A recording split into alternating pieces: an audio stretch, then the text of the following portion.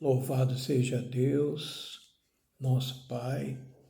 Agradecemos a feliz oportunidade de estarmos juntos nos nossos encontros mensais, mais especificamente semanais, para tratarmos dos assuntos da doutrina espírita, basicamente do Evangelho segundo o Espiritismo, que é o ensino moral de Jesus a todos nós.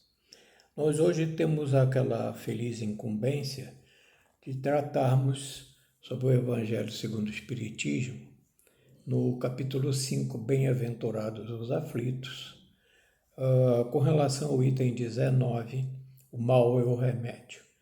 Instrução de Santo Agostinho, obtida em Paris no ano de 1863, e Kardec inseriu nas instruções dos Espíritos com relação ao capítulo 5 das Bem-aventuranças aos aflitos.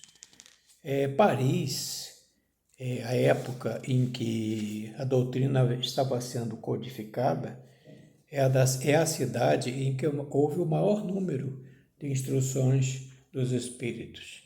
Nós, certa feita, pegamos aqui o Evangelho, consultamos e fizemos assim uma espécie de uma apresentação das várias cidades em que os espíritos disseminaram a doutrina nos seus vários países, e nós fomos encontrar Paris como o maior número de comunicações dessas instruções dos espíritos. Algo em torno de 44, 45 mensagens dos espíritos com relação à doutrina codificada, Isso nos traz muito alento, nos traz muita perspectiva de progresso, porque Paris foi aquela cidade incrementada, foi até criada a Sociedade dos Ensinos, lá dos Estudos de Paris, tão consultada por Allan Kardec. Então nós vamos ver qual é a síntese, a essência, o conteúdo de Santo Agostinho com relação às instruções que ele traz.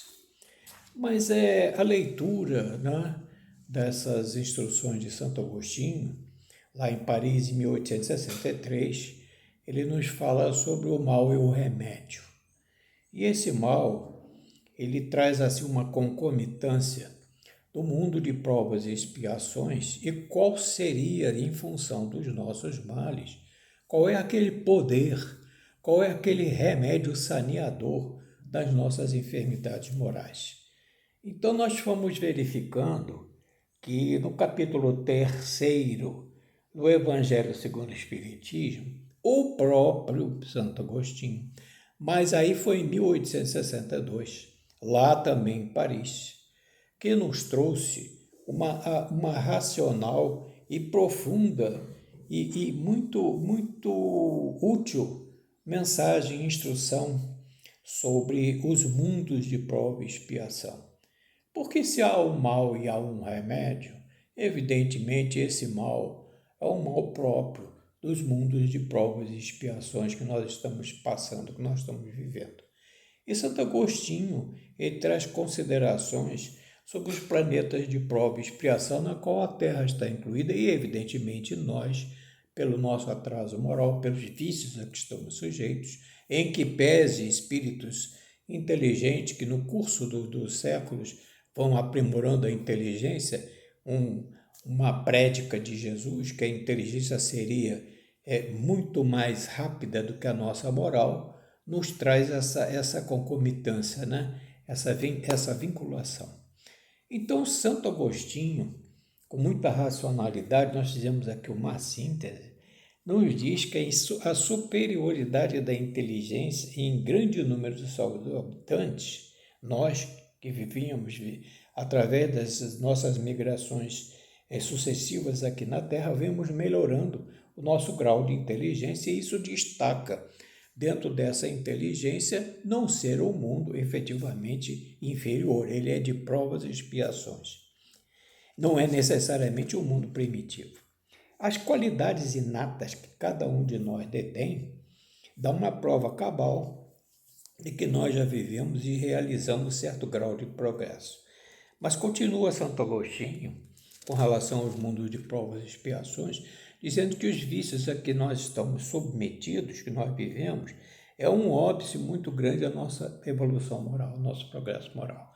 E realmente lá no capítulo 8º do Livro dos Espíritos, na parte terceira das leis morais, nós vamos encontrar lá no capítulo 8º a lei do progresso moral, que enfecha todo esse conceito que Santo Agostinho nos traz aqui. E continuando, diz Santo Agostinho, por essa razão, pela nossa no conduta moral, em que nós nos assemelhamos aí, em função da nossa gradação, nós somos colocados juntos no mesmo planeta para que nós saibamos nos posicionar, aprender uns com os outros e viver em função do amor, em função da nossa renovação íntima. E é através de penoso trabalho, misérias da vida, diz Santo Agostinho, que nós possamos ascender a um planeta mais ditoso.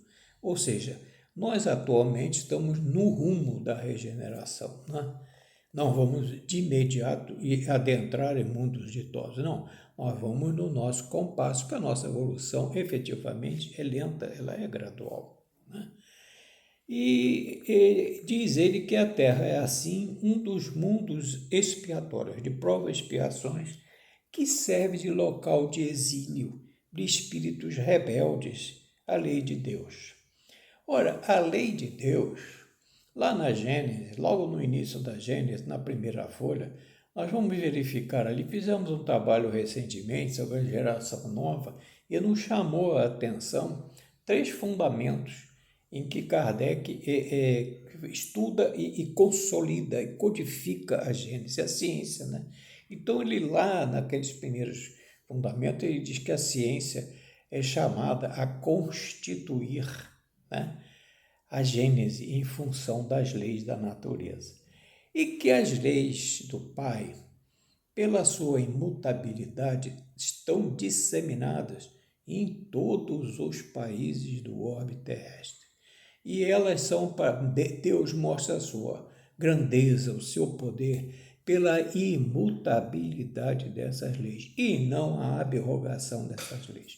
A abrogação seria modificá-las e não são as leis do Pai que têm que ser modificadas. Somos nós, através das nossas leis, através do poder legislativo de todos os países constituintes, que vamos fazendo com que as nossas leis, que são mutáveis, ainda naquele pórtico de ascender à ascensão moral, de nos vincularmos à ascensão moral, as nossas leis vão devagar até chegar realmente às leis do Pai. Então, essa condição é uma condição de exílio de cada um de nós, né? De espíritos rebeldes, para que saibamos cumprir na sua exatidão as leis do Pai, porque elas são imutáveis. E há, na conclusão de Santo Agostinho, no tocante aos mundos de provas e expiações, ele nos traz aqui considerações muito, muito interessantes, que a gente vê isso nos nossos momentos, nas nossas fases de evolução, de progresso espiritual, né? Que essas lutas nossas com relação à nossa reforma interior, superar os nossos vícios, né?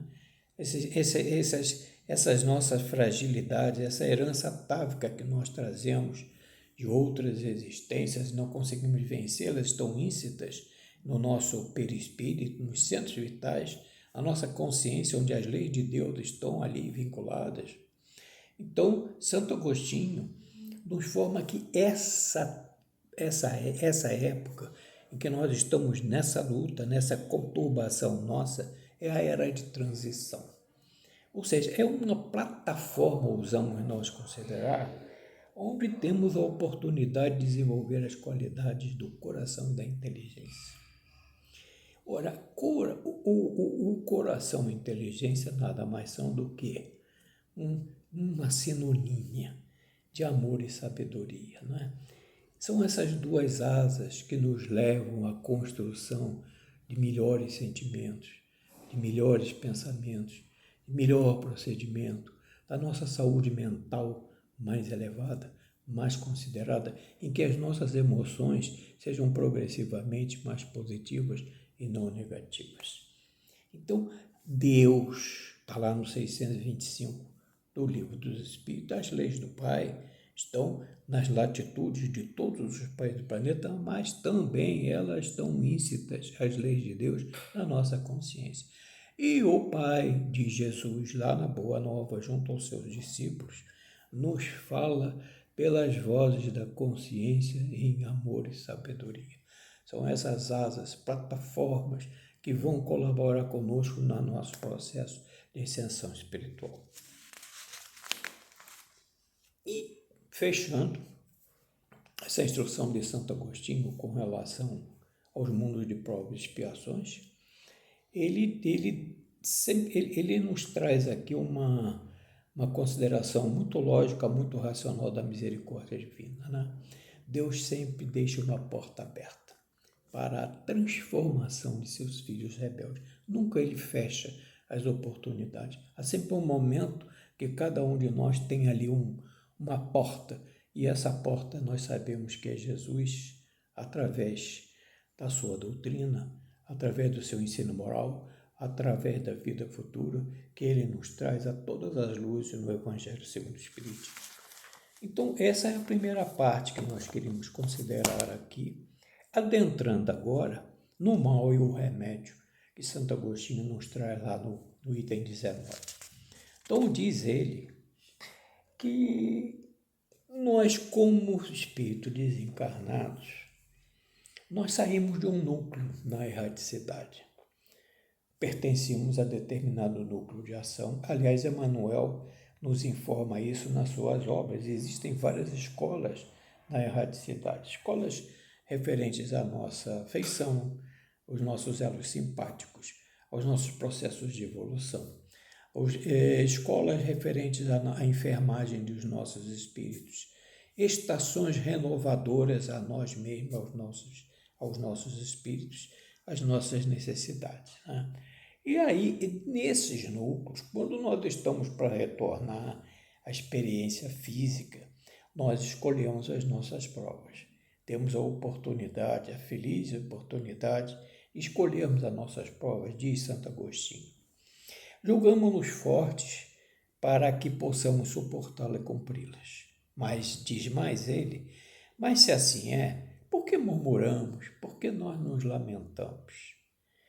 Pedimos a riqueza e a glória para lutar de corpo e espírito contra os caminhos da ignorância, porque sabemos que quanto mais forte fosse a nossa prova, mais gloriosa seria a nossa ascensão, seria a nossa vitória de nós sobre nós mesmos. Resultado, nós nos desprenderíamos, diz ele com muita sabedoria, como uma alma vencedora, purificada pela expiação, pelo sofrimento. Então, a finalidade seriam lutas expiatórias no mundo apropriado para as nossas qualificações. Mas aí ele vem adentrando no mérito, né, dessa questão do mal e o remédio. Então, ele passa a considerar qual o remédio para prescrever com relação aos nossos males. Quando nós falamos dos nossos males, nós sempre nos lembramos que Deus não criou o mal. Deus criou cada um de nós sabemos isso, está lá no Livro dos Espíritos, repetimos isso constantemente, lá na questão 115, simples e ignorantes, sem nada saber, mas dotados de uma missão. O Pai nos dá essa missão para que possamos prosseguir por nosso próprio mérito, por nossos próprios esforços, na nossa ascensão, nosso período, nas nossas plataformas de reforma íntima, de reforma moral. Daí o ensino moral do Cristo em função às vidas futuras, não é? Que está a todas as luzes no Evangelho segundo o Espiritismo. Mas nós somos, então, que remédio prescrever nessa luta, né?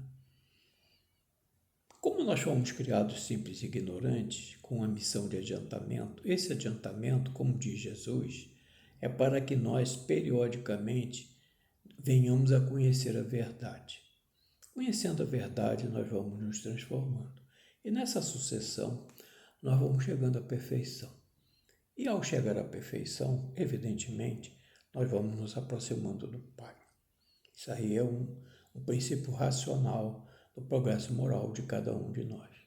Ao nos aproximarmos do Pai, nós passamos a viver em mundos, em comunidades mais elevadas, mais puras. Então, esse é o nosso mérito. Essa é a nossa ação salutar.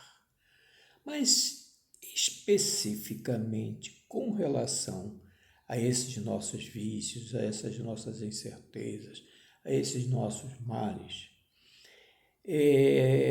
evidentemente, há um remédio a prescrever. Porque nós somos, na nossa, digamos assim, na nossa carreira, nas nossas colocações, na nossa intuição e inspiração que nos chega de progresso, né? Evidentemente, nos nossos caminhos, nós somos cutucados, vamos dizer assim, entre aspas, pela obsessão e por cruciantes males. Então, diz Santo Agostinho, com muita propriedade, que só um remédio é infalível: a fé, o apelo aos céus. Então, ele diz que quanto maior nossos sofrimentos, nós temos oportunidade de entoarmos hinos ao Senhor. Por que isso? Porque entoando os hinos ao Senhor, saudando o Senhor, reconhecendo as nossas debilidades, as nossas fraquezas, há um pressuposto e uma verdade. A doutrina dos anjos de guarda, diz Santo Agostinho, porque ele foi um dos mais assíduos, ele, Erasto, São Luís, e outros tantos colaboradores de Allan Kardec na codificação do Espiritismo. Quem pensa mais sai do empirismo e atua na concretização. É um dos aspectos da vida mental que Emmanuel traça no livro Roteiro, no capítulo 25, a nossa vida mental. E quando isso acontece, cada um de nós que está aqui na Terra ajudando de algum modo, Kardec teve vários colaboradores, né, na codificação, quem mais pensa, mais trabalha, se torna assim como se fossem intermediários, mentes interconectadas às correntes do bem e do mal, quando nós nos voltamos para ajudar, auxiliar, servir por amor, sem qualquer interesse pessoal.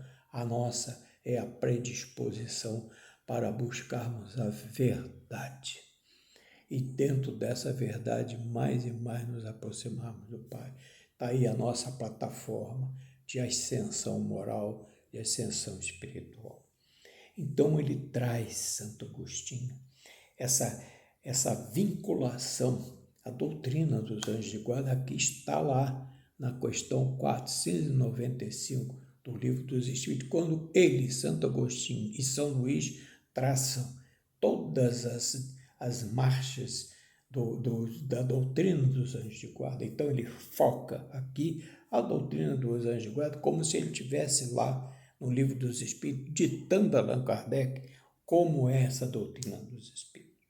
Então ele fala do anjo guardião, a nossa cabeceira, que vai nos indicar o sinal da salvação e o lugar que um dia ocuparemos. Então, a gente pode voltar lá no Livro dos Espíritos, na questão 495, nós vamos ver ali, de uma forma muito, muito belíssima, muito iluminada, assinado por São Luís e Santo Agostinho. E continuando, ele fala do que os anjos de guarda, que nós muitas vezes esquecemos, né? Nós nos voltamos muito para pedir a Deus, a Jesus, a Maria, mas muitas vezes esquecemos do nosso anjo guardião que está presente. E já lemos em artigos especializados que há uma característica muito profunda na atividade dos nossos anjos de guarda. Vezes sem conta, amigos nossos, irmãos nossos de épocas recuadas, que progrediram, que evoluíram, e nós estacionamos. Não retrogradamos, mas estacionamos. E aí eles progrediram, e por esse amor, por esses elos simpáticos, como eles evoluíram, se tratando de bons espíritos, numa ascensão mais elevada, pelo progresso moral que eles conseguiram, eles se tornam os nossos queridos protetores numa vigilância permanente. Não se afastam de nós. Quaisquer que sejam as nossas dores, eles estão presentes, nos inspirando, nos trazendo bom ânimo, aquele bom ânimo que Jesus ministrou a Bartolomeu, um dos discípulos do Colégio Apostólico. O bom ânimo que se traduz na alegria de ter a doutrina, coragem em enfrentar os desafios, esperanças renovadas. E nesse bom ânimo, diz Jesus a Bartolomeu, a vida realmente é uma estrada pedregosa, mas que nos conduz aos braços amorosos do Pai. Então, retrata Santo Agostinho nessa concepção aqui de que a fé e a nossa confiança no anjo de guarda está lá na doutrina dos anjos de guarda assinada por ele e por São Luís. E ele conclui: ditosos os que sofrem e choram. Alegres estejam suas almas, porque Deus as colocará de bem-aventuranças. E esses ditosos, os que sofrem e choram, na verdade, é uma correlação, uma concomitância com relação ao sermão das bem-aventuranças que Jesus proclamou lá junto aos Tiberíades. É essa carta magna, carta maior do Espírito imortal a todos nós que somos atingidos por todas as tribulações que, na verdade, também estão dentro de nós. Praticamente elas evoluem contrariamente à marcha do progresso, mas é uma marcha do progresso contrária àquelas que Jesus deixou através de suas pegadas luminosas. Então, quando Santo Agostinho nos fala com relação a essa fé, a essa hosanas ao Senhor, nós nos lembramos também do Evangelho segundo o Espiritismo, daquela passagem da fé que transporta montanhas, não é? E nós lembramos aí de que em determinado momento Jesus, nas suas prédicas, é procurado por um pai. E o pai diz a Jesus para que tivesse amor, compaixão com seu filho, que era lunático, que tombava no fogo e na água e se danificava muito. E que ele, o pai, havia apresentado o seu filho enfermo aos discípulos de Jesus, que não o curaram. Jesus, então, diz ao pai que traga essa criança. E essa criança lunática, Jesus cura a criança. E aí, nessa cura, o mais importante e o mais interessante dentro do foco que nós estamos trazendo é que os discípulos atônitos, os discípulos estupefatos, indagam a Jesus por que ele curou e eles, os discípulos, que estavam invariavelmente com ele, não o curaram. E aí Jesus, ante essa interrogativa, disse a ele, por causa aos seus discípulos, Jesus responde, vós não os curastes por causa da vossa incredulidade. Se tivesseis a fé do tamanho de um grão de mostarda, podereis dizer para aquela montanha, transporta-te daqui para ali, e ela se transportaria. Evidentemente que não se trata aqui, nesse contexto, das entranhas, né, geológicas da Terra, de transportar montanhas, mas se trata efetivamente das dificuldades, das incertezas, da incredulidade, da dúvida de nós próprios com relação a certas situações magnas em que nós deveríamos mostrar o nosso porte, as nossas conquistas, e aí nós duvidamos de nós mesmos. Então, o Evangelho nos esclarece de que a fé é a confiança nas próprias forças, sem dúvidas de si mesmo. Ela tem um significado. Esse transporte de uma montanha daqui para ali é o seu sentido moral. Esse sentido moral é que desloca, né, em função da fé, põe a derrocada as dificuldades que nós temos, as resistências, dúvidas, incertezas, má vontade com as quais o homem se depara. Os preceitos em voga em cada época, em cada era de transição, de rotina, de interesses materiais, de egoísmo, cegueira do fanatismo, paixões orgulhosas, são essas montanhas, efetivamente, que barram do caminho de quem labora pelo progresso da humanidade. Há, sim, aquela fé ativa, produtiva, consciencial, robusta, ela se alicerça em que ela dá a esperança, a perseverança, a energia, recursos que fazem que se vençam os obstáculos. Contrariamente à nossa fé vacilante, da incerteza, de hesitação, de não procurar os meios de vencer, porque não acredita, isso é muito importante, não acredita que possa vencer. Então, nós fazemos assim aquele retrospecto e nós voltamos lá para aquela clareza de raciocínio e de amor que Santo Agostinho e São Luís trouxeram com relação à doutrina dos anjos de guarda. Essa força que vai chegando a cada um de nós de várias maneiras, de vários recursos, né? E como o nosso anjo de guarda exerce sobre nós a nossa vigilância permanente, há uma constância em que é através dessa fé robusta, consciencial. Por que consciencial? Porque nós somos seres conscienciais. No Livro dos Espíritos, lá na parte moral, na terceira parte, logo o capítulo 1, que nós já focamos aqui no início, na Gênese, as leis divinas ou as leis da natureza. Deus é o criador de todas as leis. Até uma pergunta muito significativa, que tem muita vinculação com isso aqui, é que Kardec pergunta aos espíritos se a lei divina tem outro composto que não seja exclusivamente do âmbito moral. Realmente, quando se vê lei divina, será que a lei divina está especificamente vinculada aos seus aspectos morais? E os espíritos respondem simplesmente, sem nenhuma conotação de incerteza, muito pelo contrário. Simples, Deus é o criador de tudo. É Ele que cria as leis, sejam leis divinas, sejam leis naturais. São essas leis que nos fazem felizes. E o homem só é feliz ou infeliz quando cumpre ou descumpre o que está nas leis divinas ou naturais. Então, nós somos um produto.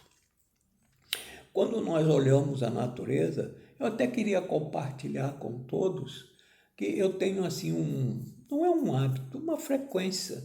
Toda vez que eu abro a janela aqui do apartamento que eu moro, que eu me debruço aqui sobre a floresta da Tijuca, né?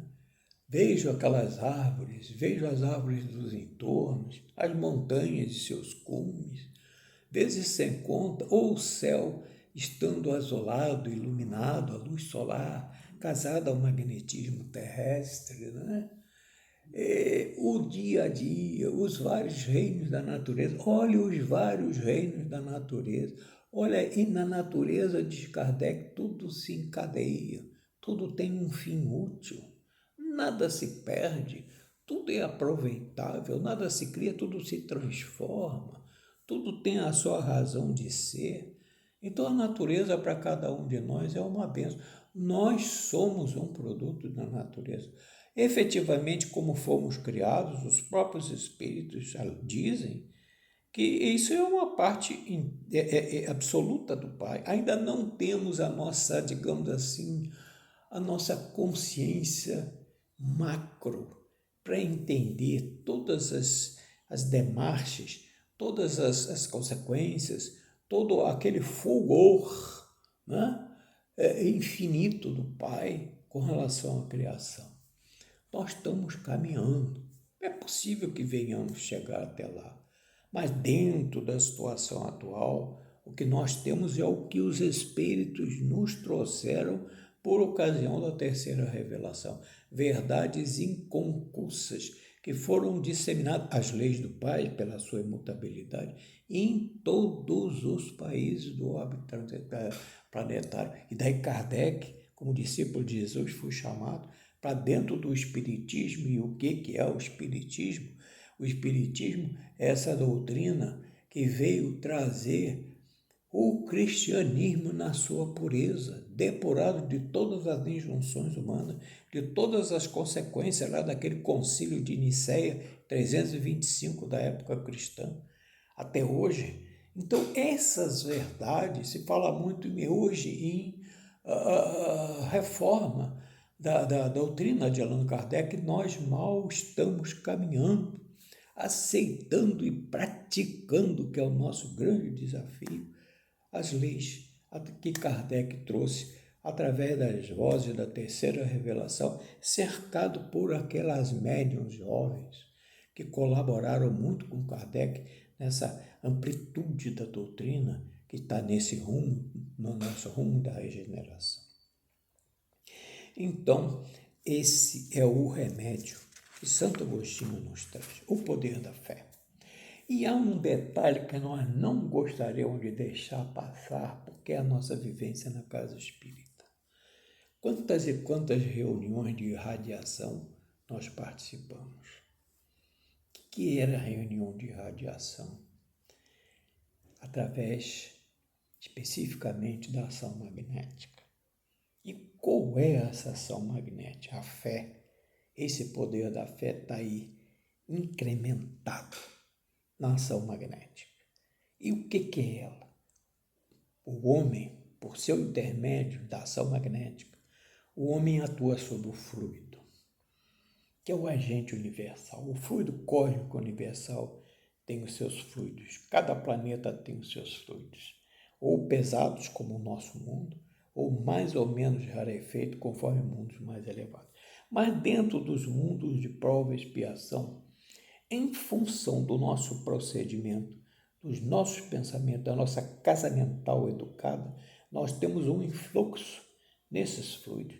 À medida que eles vão se aproximando de nós, né?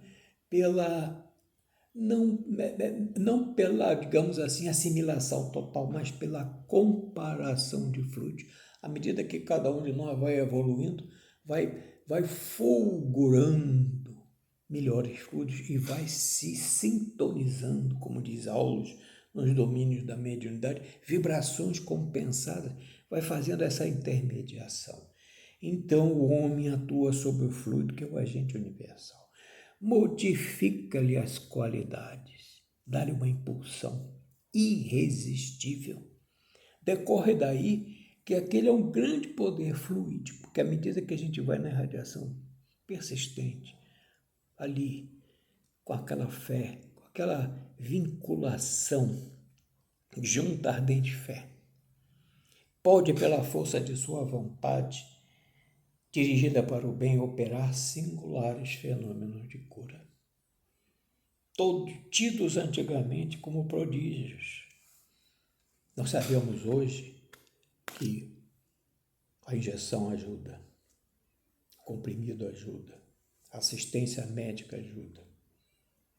São, digamos assim, forças atuantes nos mundos de prova e expiação, porta aberta que o Pai nos deixa para as nossas reflexões a operar, né, pela sua misericórdia.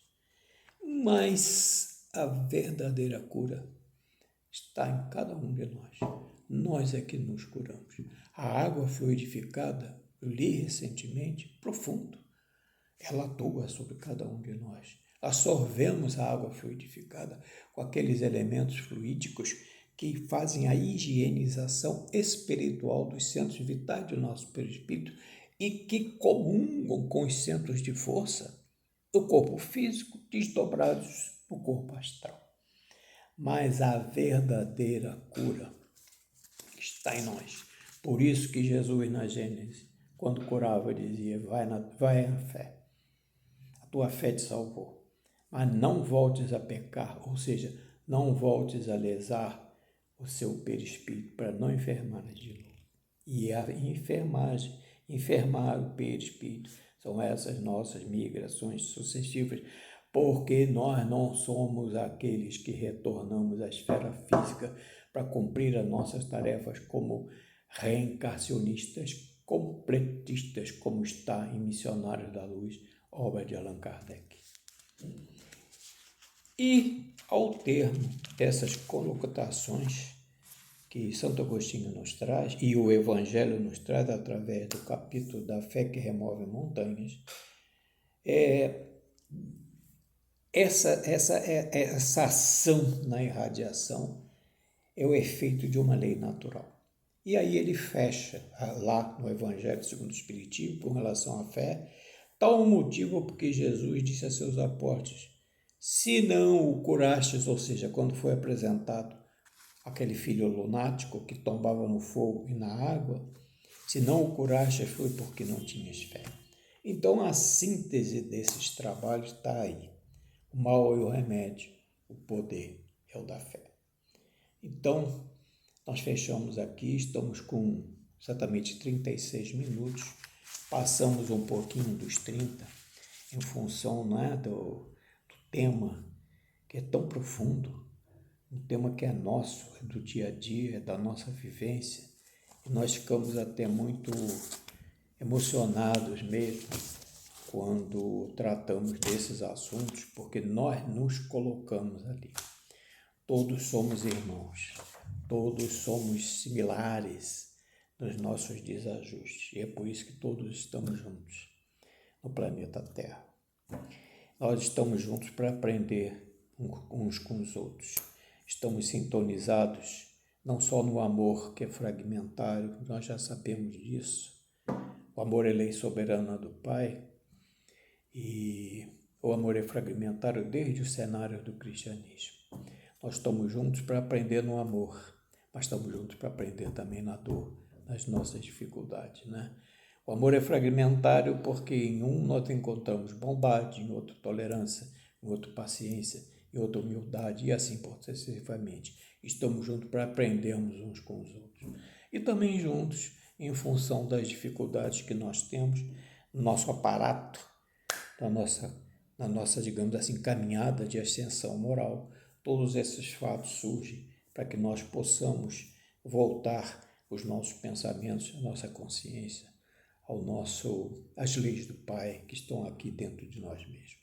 Então agradecemos a Deus, a Jesus, a Maria, aos nossos protetores, aos nossos anjos de guarda, que estão sempre ao nosso lado, nos ouvindo, trazendo a inspiração necessária para os nossos momentos e possamos continuar juntos a nossa tarefa, ouvindo uns aos outros, nos amando, nos tranquilizando e tendo aquela fé.